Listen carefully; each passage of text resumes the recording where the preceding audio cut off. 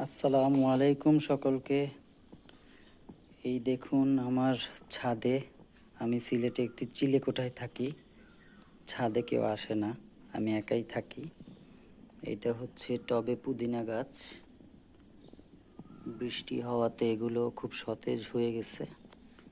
এটাতে একটা মরিচ গাছ লাগাইছি, এখনো মরিচ ধরেনি, ফুল আসছে। এই যে আরেকটা পুদিনা গাছ। এখানে আমি পাকা পেঁপে খেয়ে বিচি লাগিয়েছিলাম, পেঁপে গাছ হইছে।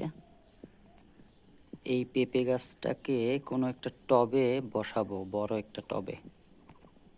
পেঁপেটা খুব মিষ্টি ছিল, তাই এখানে বিচিগুলো রাখা হয়। এটা আমার আরেকটা মরিচ গাছ, দেখুন এটাতে মাশাআল্লাহ মরিচ অনেক বড় হয়েছে। এখান থেকে মরিচ নিয়ে রান্না করা যাবে। এটা হলো ডাটা গাছ, এটাকে কাটি নাই, কারণ হলো এটা থেকে বীজ করব। এই যে ডাটার ফুল চলে আসছে, এই ফুলগুলো পাকলে এখান থেকে বীজ নেওয়া যাবে। এটা হলো আমার ছাদের পাশে একটি নিম গাছ, নিম গাছেও ফুল চলে আসছে। আজকে বৈশাখের প্রথম দিন ছিল।